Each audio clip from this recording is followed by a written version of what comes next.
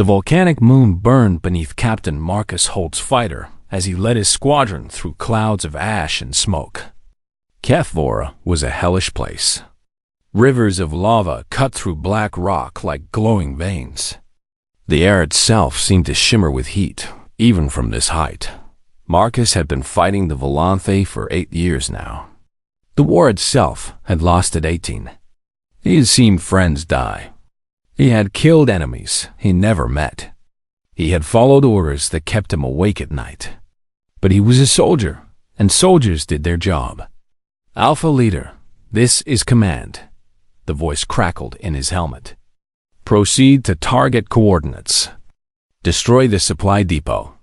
No survivors. Copy that, Command, Marcus said. His voice was steady, but his hands felt heavy on the controls. The Volanthe were not like humans. They stood 7 feet tall with bodies like giant mantises.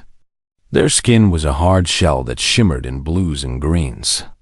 They had huge compound eyes that saw everything and nothing at the same time. They did not speak with words. They used smells and sounds too low for human ears. To most humans, they seemed like monsters from a nightmare, and they had been trying to wipe out humanity for almost 2 decades. Marcus pushed his fighter forward. His squadron of 6 ships flew in tight formation behind him. The target was close now. He could see the depot on his scanner, a cluster of buildings near a dormant volcano. Then something else appeared on his screen. A signal, weak and flickering. A distress beacon. Alpha Leader, I'm picking up something, said Lieutenant Chun from Alpha 3. Looks like a crashed ship. Volanthe markings. Marcus saw it too. The signal came from a lava field about 2 miles east of their target. Whatever had crashed there was burning. Ignore it, Command said immediately. Complete your mission. Marcus's finger hovered over the weapons control. The depot was right there. One press of a button and it would be gone. Mission complete. Another small victory in an endless war. But his eyes kept going back to that blinking signal. Command, requesting permission to investigate the crash site, he said. Denied. You have your orders, Captain. Marcus sat in silence for a long moment. His squadron waited. The lava below bubbled and hissed. And somewhere in that fire, something was dying. Alpha Squadron, proceed to target, Marcus said. I'll catch up. Sir? Chun's voice was confused. That's an order. Marcus broke formation. He turned his fire toward the crash site and pushed the engines hard. Behind him, he heard Command shouting, demanding he return. He switched off his radio. The crash site was worse than he expected. A Volanthe transport ship lay broken across the rocks, half sunk in a river of molten stone. The metal hull glowed red from the heat. Bodies of Volanthe guards lay scattered around the wreck, their shells cracked and blackened. Whatever had brought this ship down had been sudden and violent. Marcus landed his fighter on a ridge of solid rock about 50 meters away. The heat hit him the moment he opened the cockpit. Even through his flight suit, he could feel it pressing against his skin like a living thing. He grabbed his emergency kit and jumped down. The ground crunched under his boots. Every step sent up small clouds of ash. This is stupid, he muttered to himself. This is so stupid. He reached the wreck and climbed through a hole in the hull. Inside, the smoke was thick and black. Warning lights flickered on dead consoles. More bodies. More death. Then he heard it. A small sound. High and thin. Like a child crying, Marcus moved toward the sound. He pushed past fallen debris and stepped over broken equipment.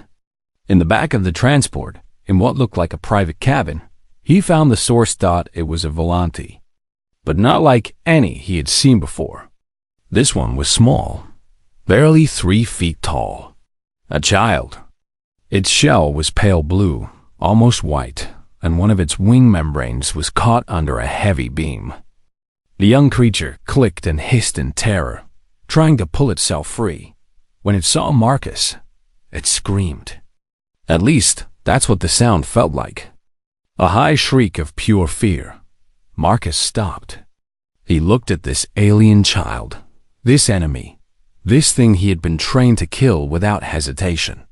He thought about what Command would say. He thought about the war. He thought about all the humans the Volanti had slaughtered. The child kept screaming. Its compound eyes were huge and wet. It was shaking. "Okay," Marcus said softly. "Okay, I'm not going to hurt you." He moved slowly, hands raised. The child flinched but could not escape. Marcus knelt beside it and examined the beam. Heavy, but not impossible. The heat was getting worse. Through the holes in the hull, he could see lava creeping closer. He grabbed the beam and pulled. His muscles burned. His suit's temperature warning started beeping. The child watched him with those alien eyes, still shaking, still terrified. The beam moved. Just a little.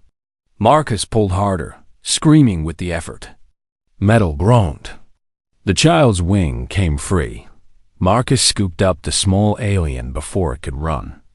It thrashed in his arms, clicking and scratching at his suit. He held it tight against his chest and ran. The ground shook. Behind him, the transport finally surrendered to the lava and began to sink. Marcus sprinted across the rocks, jumping over cracks that glowed orange. The child had stopped fighting. It clung to him now, trembling. He reached his fighter just as a wave of lava surged across the path behind him. He threw himself into the cockpit, still holding the child, and slammed the canopy shut. The engines roared to life. The fighter lifted off, just as the rock beneath it began to melt. Marcus climbed into the sky, leaving the fire behind. His hands were shaking. His heart was pounding. And in his lap, a Volanti child looked up at him with eyes full of confusion. "What am I doing?" Marcus whispered. He didn't have an answer. The child made a soft sound. Not a scream this time. Something quieter. Almost like a question. Marcus looked down at it. So small. So scared. Just a kid. Caught in a war it didn't start and couldn't understand. "It's okay," he said, even though the child couldn't understand him. "You're safe now." He turned his fighter toward neutral space, away from the battle, away from his squadron. He had no plan. He had no idea what would happen next. He only knew that he could not let this child die. The radio crackled back to life. Volanti signals. They had detected him. Ships were coming. Fast. Marcus tightened his grip on the controls. The child pressed closer against him. "Well," he said quietly, "I guess we'll figure this out together." The stars stretched out before him, cold and endless. And somewhere in the darkness, an entire empire was about to learn what one human had done. Marcus woke up in chains. His head hurt. His body ached. The last thing he remembered was Volanti ships surrounding him, a bright flash of light, and then nothing. Now he lay on a cold floor in a dark cell. The walls seemed to be made of something organic, like the inside of a shell. Soft lights glowed from somewhere above, casting strange shadows. He pulled at his chains. They were strong. He was not going anywhere. Hours passed. Or maybe days. It was impossible to tell. No one came. No food, no water. Just silence and darkness and the slow rhythm of his own breathing. Then the door opened. 4 Volanti guards entered. They were massive, covered in armor that looked like it had grown from their own bodies. They grabbed Marcus and dragged him to his feet. He did not fight. There was no point. They took him through corridors that twisted and curved like the tunnels of an insect hive. The walls pulsed with soft light. Strange smells filled the air, thick and sweet and alien. Other Volanti watched from the shadows, their compound eyes following the human prisoner with cold curiosity. Finally, they entered a massive chamber. Marcus had never seen anything like it. The ceiling rose so high it disappeared into darkness. Columns of living crystal grew from the floor, glowing with inner light. Thousands of Volanti filled the space, standing in perfect rows, silent and still. And at the far end, on a throne that looked like it had been carved from a single giant shell, sat the Queen. She was enormous, 10 feet tall at least, with a body that gleamed like polished metal. Her wings, folded behind her, were thin as paper and covered in patterns that shifted and changed as Marcus watched. Her eyes were the largest he had ever seen on a Volanti, deep and dark and ancient. This was Queen Sithara, the Undying, ruler of the Volanti Dominion, the enemy of all humanity. The guards threw Marcus to the floor at the base of her throne. The crowd made sounds he could not understand, clicks and hisses that filled the chamber like the buzzing of a million insects. A device floated down from somewhere above and hovered near Marcus's ear. When the Queen spoke, her sounds became words he could understand. Human. Her voice through the translator was flat and cold. You have done something that requires explanation. Marcus lifted his head. Where's the child? The crowd reacted with shock. To speak to the Queen without permission was apparently a great crime. Guards moved forward, but Sithara raised one long arm and they stopped. The child is safe, she said. The child is my son, Prince Kethis. You saved the heir to my throne. Marcus felt something loosen in his chest. The kid was okay. That was something, at least. Now, the Queen continued, you will explain. Why did you save him? Marcus struggled to his knees. The chains were heavy, but he forced himself to look up at her. He was going to die. I couldn't let that happen. That is not an explanation. That is a statement of action. I require the reason. That is the reason. He was a child. He was scared. He was going to burn to death. I saved him. The Queen leaned forward. You were in the middle of a military operation. You abandoned your mission. You disobeyed your commanders. You risked your life entering an active lava field. You carried the offspring of your enemy to safety. Her massive eyes seemed to bore into him. For what purpose? What did you gain? Nothing, Marcus said. I gained nothing. Then why? Because it was the right thing to do. The chamber fell completely silent. Even the translators seemed to pause, as if it could not process what Marcus had said. The Queen stared at him for a long moment. Explain this concept, she said finally. Right thing. What does this mean? Marcus almost laughed. How do you explain basic morality to an alien who has never known it? It means some things should be done even if they cost you something. Even if they don't help you. Even if they might hurt you. Because that's what good people do. They help those who need help. Especially children. Especially the helpless. This is inefficient, the Queen said. Yes, this is. Illogical. Probably. This serves no purpose for your survival or the survival of your species. No. The Queen sat back on her throne. She was quiet for a long time. The crowd waited. Marcus waited. His knees ached against the hard floor. Then, movement from the side of the chamber. A small figure pushed through the ranks of guards. It was the child, Prince Kethis, his pale blue shell now clean and polished, his injured wing wrapped in something that looked like silk. He walked right up to Marcus and stopped. His compound eyes were fixed on the human's face. Mother, Kethis said, his words translated by his own floating device. I felt his fear.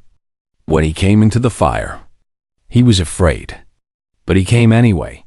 He was afraid when he picked me up. But he held me anyway. He was afraid when the lava came. But he protected me anyway. The Queen looked at her son. What is your point, child?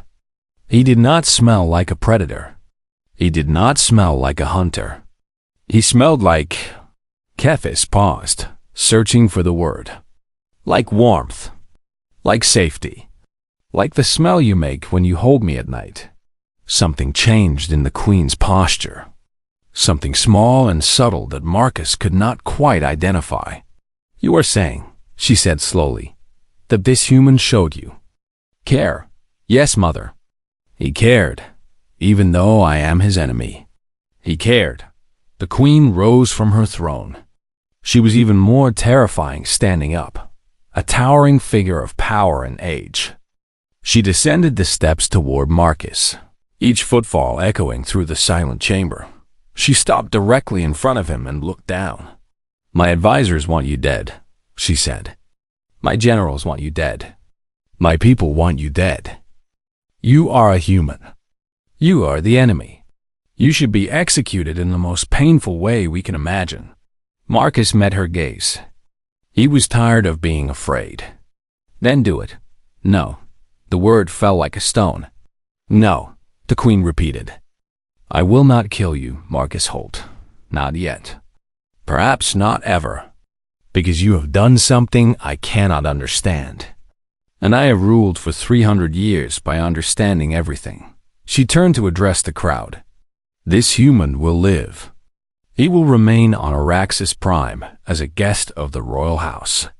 He will serve as a guardian to Prince Kethis and teach the prince about humanity. In exchange, I will consider opening negotiations with the Human Coalition for Peace. The crowd erupted. Shouts and clicks and hisses of outrage filled the chamber. But the Queen raised her arm again, and silence fell instantly. This is my command. It will not be questioned. She looked back down at Marcus. You wanted to save my son. Now you will raise him. You will show him what makes humans so confusing, so unpredictable, so impossible to defeat. And if I refuse? Marcus asked. The Queen's mouth moved in what might have been a smile. Then I will kill you, Captain. But I do not think you will refuse. I think you are exactly the kind of fool who will accept. She was right. Marcus knew she was right. He looked at Kethis, at those strange alien eyes watching him with something that almost looked like hope. Okay, he said. I'll do it. The Queen nodded. Good, then we begin. She turned and walked back to her throne. The guards pulled Marcus to his feet and removed his chains.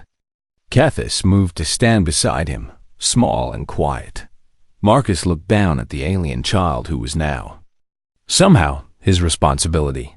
Well, kid, he said softly. I guess we're stuck with each other. Kethis tilted his head. What does stuck mean? It means we're going to be spending a lot of time together. Is that good or bad? Marcus thought about it. He was a prisoner on an alien world, surrounded by enemies, at the mercy of a queen who could kill him at any moment. His own people probably thought he was dead. He had no friends, no allies, no plan. But a child was looking at him with something like trust. I don't know yet, Marcus said honestly. But we'll figure it out. Somewhere in the shadows of the great chamber, an old general named Raxith watched the human and the prince walk away. His compound eyes were cold with hatred. His claws clicked together softly. This, he thought, could not be allowed to continue. Weeks passed on Araxis Prime, and Marcus slowly learned what it meant to live among the enemy. His quarters were comfortable enough. A small room in the royal compound with a bed that was too hard, food that tasted like nothing he recognized, and a window that looked out over a city that never slept. Belanti did not sleep like humans. They entered short rest periods throughout the day and night, their compound eyes dimming but never fully closing. The city hummed with activity at all hours. Kethis came to see him every morning. The young prince would appear at his door, silent and curious, waiting for Marcus to begin whatever lesson the day would bring. At first, Marcus did not know what to teach. He was a pilot, not a teacher. He knew how to fly fighters and drop bombs and follow orders. What could he possibly show an alien child about humanity? So he started with stories. he told Kethis about Earth, about blue oceans and green forests and cities that reached toward the sky. He described snow, which made the young Volanti click with confusion. He explained rain and wind and the way sunlight felt on human skin. "Your world sounds chaotic," Kethis said one day. "So many different environments. So many different conditions. How do you survive?" "We adapt," Marcus said. "We change. We build shelters and make tools and figure things out as we go." "That sounds inefficient." Marcus smiled. "Maybe, but it works." He taught Kethis games. Simple ones at first. Tic-tac-toe, rock, paper, scissors. The prince was confused by games that served no practical purpose, but slowly he began to understand the concept of play, of doing something just because it was fun. One afternoon, Marcus taught him to play catch with a ball he had made from spare materials. Kethis was terrible at it. His long arms moved in ways that were not designed for throwing. But he kept trying, and when he finally caught the ball cleanly, he made a sound that Marcus had never heard from a Volanti before. Laughter, or something close to it. "I did it," Kethis said. "I caught it." "Good job, kid. Can we do it again?" They played until the sun set over the crystal spires. Not everyone was happy about these lessons. Guards watched them constantly. Volanti nobles whispered in the corridors. And Lord Vraxith, the Queen's chief general, made his feelings very clear. "You pollute the prince's mind with human weakness," Vraxith said to Marcus one evening, cornering him in a hallway. The general was huge, even by Volanti standards, his shell scarred from countless battles. "You teach him foolish games. You fill his head with stories of emotion and sentiment. You are ruining the future of our empire." "I'm teaching him what the Queen asked me to teach," Marcus replied calmly. "The Queen is old. Her judgment has failed. A true Volanti leader would have killed you the moment you arrived." "Then I guess I'm lucky the Queen is in charge and not you." Vraxith's claws twitched. For a moment, Marcus thought the general might kill him right there. But guards were watching. The Queen's orders protected him. "For now, enjoy your protection, human," Vraxith hissed. "It will not last forever." He walked away, his heavy footsteps echoing down the corridor. Marcus let out a breath. He knew he was making enemies. But what choice did he have? The seasons changed, though Marcus could barely tell. Araxis Prime had no real weather, just endless cycles of dim light and darkness. But Kethis was changing, growing. His shell was getting darker, his body taller, and his mind was opening in ways Marcus had not expected. "Why do humans help each other?" Kethis asked one day. They were sitting in the royal gardens, surrounded by plants that glowed with soft blue light. "Even when it cost them something?" "Because we're stronger together than alone," Marcus said. "One human is weak. A group of humans is strong. We figured out a long time ago that helping each other helps everyone. But what about those who cannot help in return? The old, the sick, the damaged. We eliminate such individuals. They drain resources that could go to the strong." Marcus was quiet for a moment. This was the hardest thing to explain. The Volanti way was brutal but logical. Resources were limited. The weak slowed everyone down. Why keep them? "We believe every life has value," Marcus said finally. "Not because of what someone can do, but because of who they are. My grandmother couldn't walk in her last years. She couldn't work. She needed help with everything. But she was still my grandmother. She still told me stories and held my hand and made me feel loved. Was she efficient? No, but she mattered. She mattered to me." Kethis considered this for a long time. "You waste resources on love. We invest resources in love. There's a difference. I do not understand the difference." "Maybe someday you will." The Queen summoned Marcus a few days later. He was brought to a private chamber, smaller than the throne room, but no less impressive. Sithara sat alone, her great body coiled on a platform of polished stone. "My son speaks of you constantly," she said. "He tells me about your games, your stories, your strange ideas about value and love. Is that a problem?" "It is a change." Kethis was always different from other Volanthi children. Too sensitive. Too curious. My advisors wanted him corrected. I refused. Perhaps I was wrong to refuse. Or perhaps I was right, and you are showing me why. She rose and moved closer to Marcus. Her compound eyes reflected his face 100 times. "I will tell you something, human. Something I have told no one. My empire is dying." Marcus blinked. "What?" "We have conquered too much. Expanded too fast. We have enemies on every border and traitors in every hive.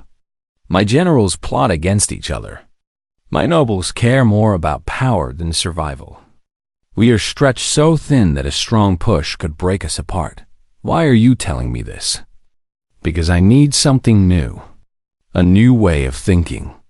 A new approach. For 300 years, I have ruled through strength and fear. It has worked. But it is not working anymore. Your species should have fallen in months. Instead, you have fought us for 18 years. You are weaker than us, slower, softer, yet you will not die." She leaned closer. "I want to know why. I want to know what makes humanity so hard to kill. And I think you are showing my son the answer. I'm just teaching him to play catch. You are teaching him to care. That is something Volanthi have forgotten. Perhaps it is something we never knew." The Queen returned to her platform. "I am going to make you an offer, Marcus Holt. Not as a prisoner to a captor. As one leader to another.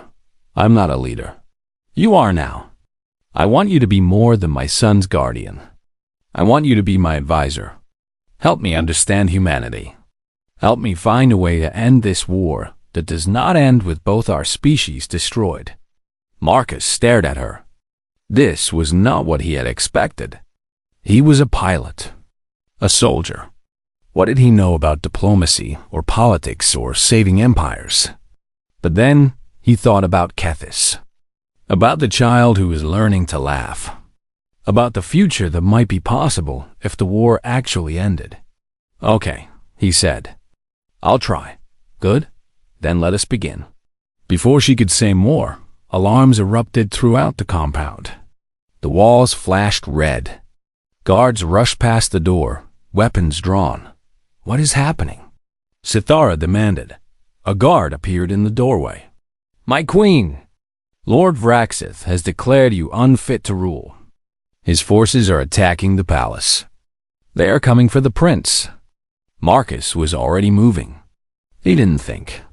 He didn't plan. He just ran. Kethis was in danger. Everything else could wait. He sprinted through corridors filled with smoke and chaos. Volanthi fought Volanthi around him, loyal guards clashing with rebels. He grabbed a weapon from a fallen soldier and kept running.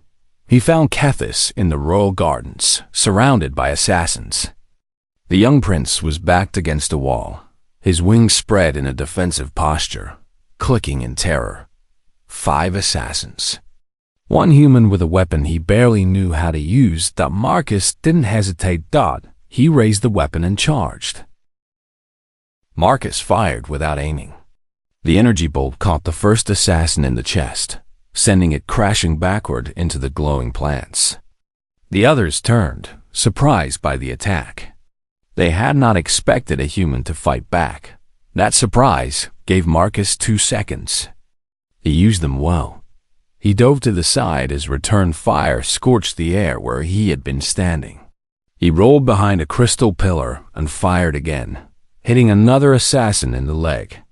It fell, clicking in pain. "Guardian!" Kethis screamed. Marcus looked up.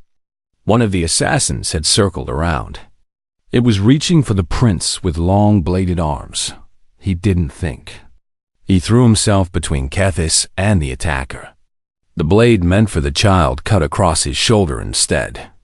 Pain exploded through his body. He felt blood running down his arm, but he stayed standing. He grabbed the assassin's arm and twisted it in a way he had learned in basic training years ago.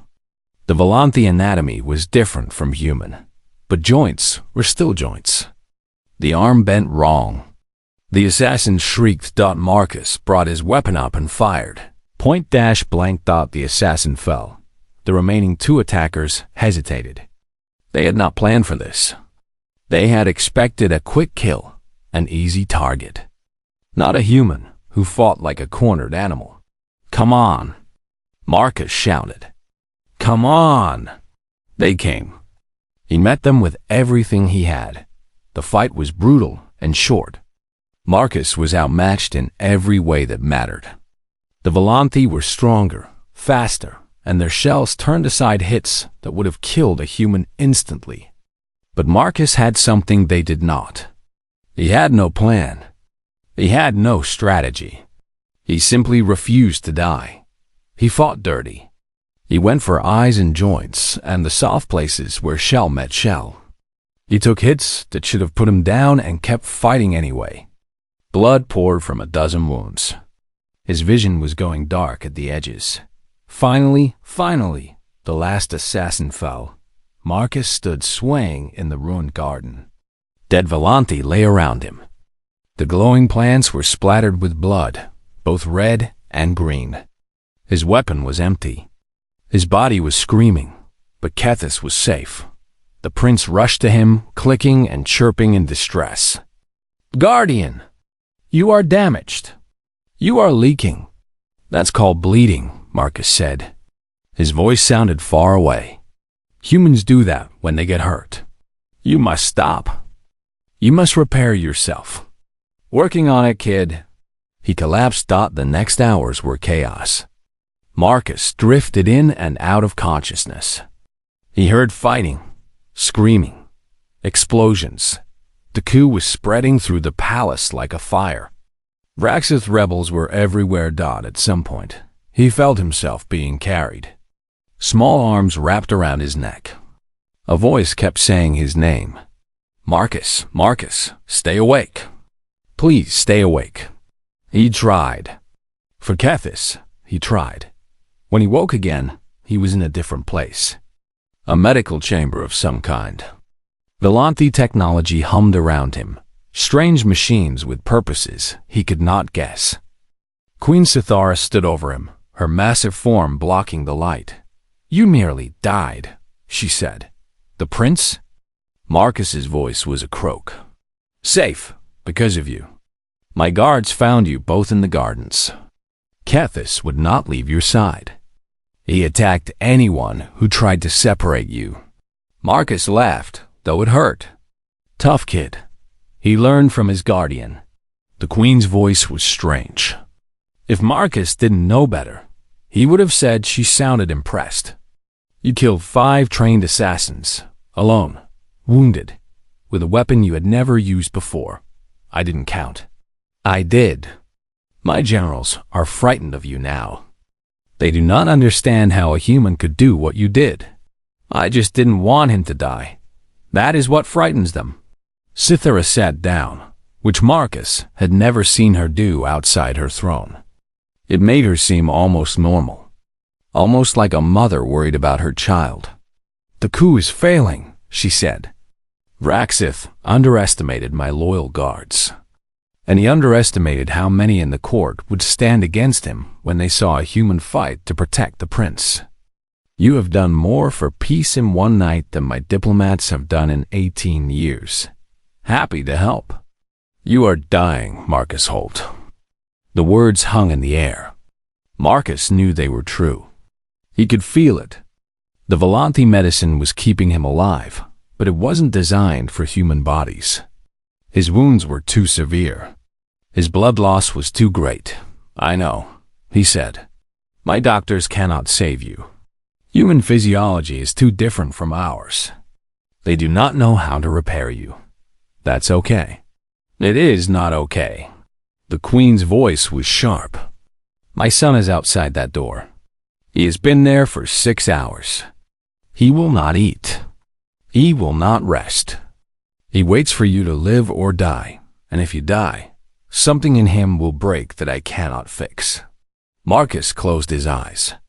He thought about Kethis, about the games they had played, the stories he had told, the slow, careful trust that had grown between a human soldier and an alien prince. "I'm sorry," he said. "I tried. You will not give up." The Queen's voice was a command. "That is not what humans do. You are the species that fights until the end. You are the species that refuses to die. You will not die in my palace. I forbid it. With respect, Your Majesty, I don't think death takes orders." Sithara stood. There was a fire in her compound eyes that Marcus had never seen before. "Then I will give death a better auction." She left the chamber. Marcus lay alone, listening to the machine's hum. His heartbeat was getting slower. His breath was getting shallow. The darkness at the edges of his vision was spreading. The door opened. Small footsteps approached the bed. A cool hand touched his forehead. "Guardian?" Marcus opened his eyes. Kethis was there, his pale blue shell streaked with something that looked like tears. The prince's wings were trembling. "Hey, kid. You cannot die. I order you not to die. Sounds like your mother. She is doing something. She said she would fix this. You have to wait. You have to stay." Marcus tried to smile. It was hard. Everything was hard now.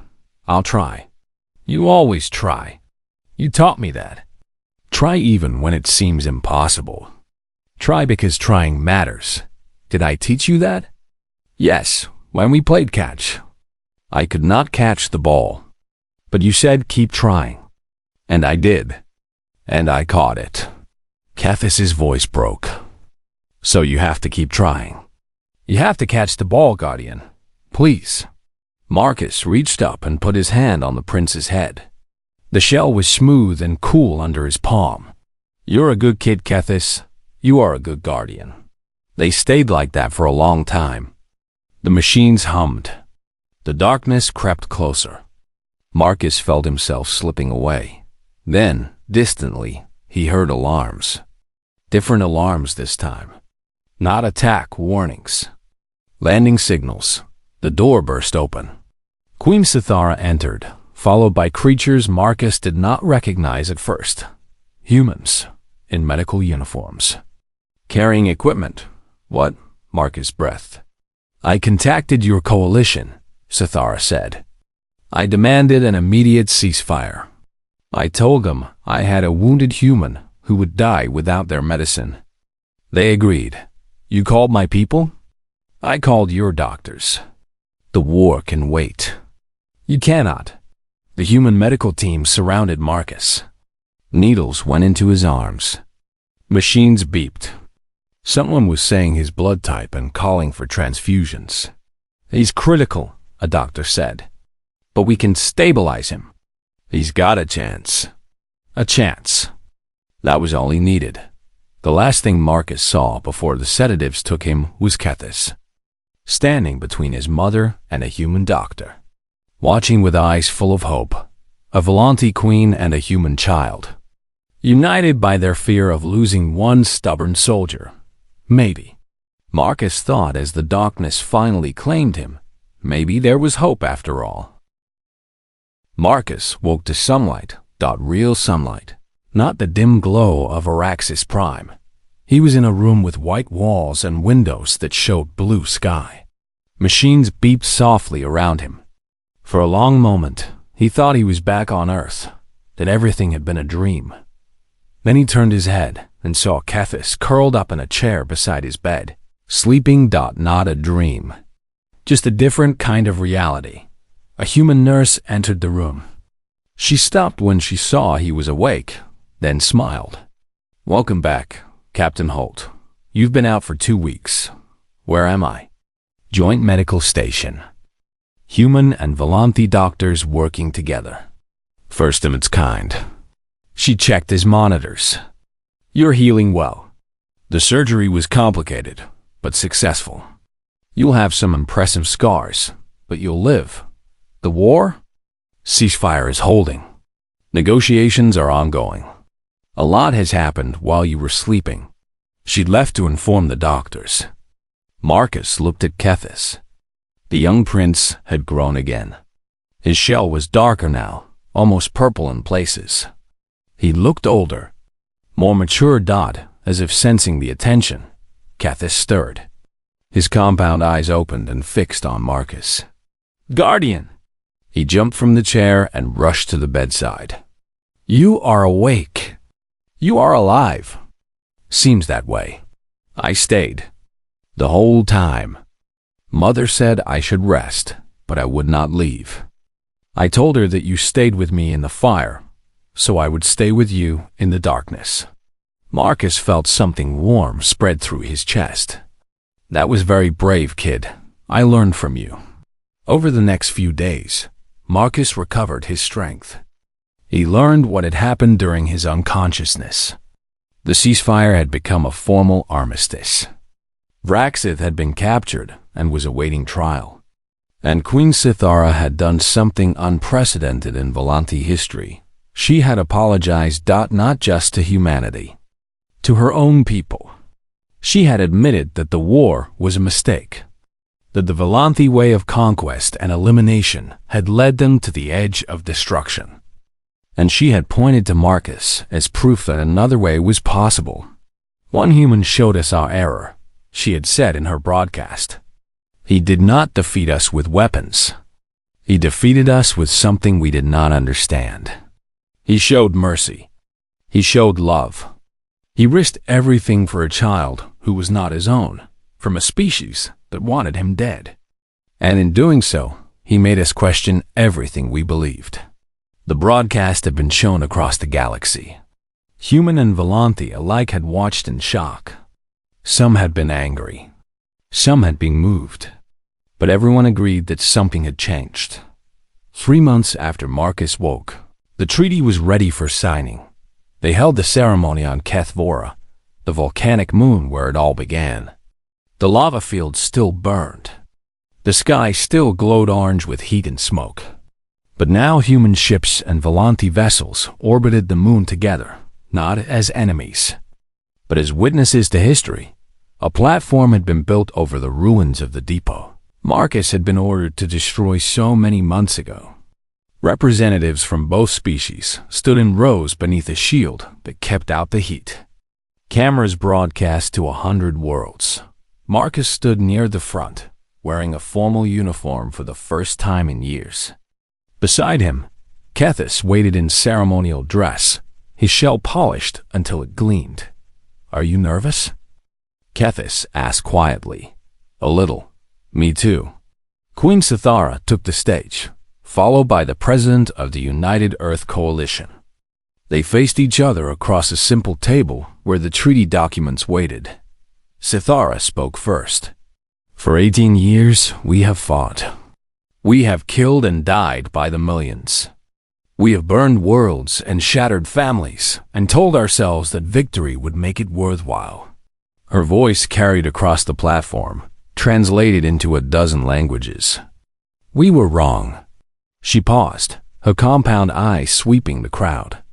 We believed that strength meant the absence of mercy. We believed that survival required the death of compassion. We believed that to care for the weak was to become weak ourselves. She looked at Marcus. One human showed us our error. Not through conquest. Not through violence.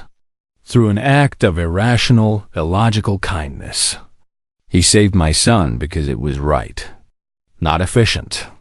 Not strategic, right? The Queen turned back to the crowd. Humanity's greatest weapon is not their ships or their soldiers.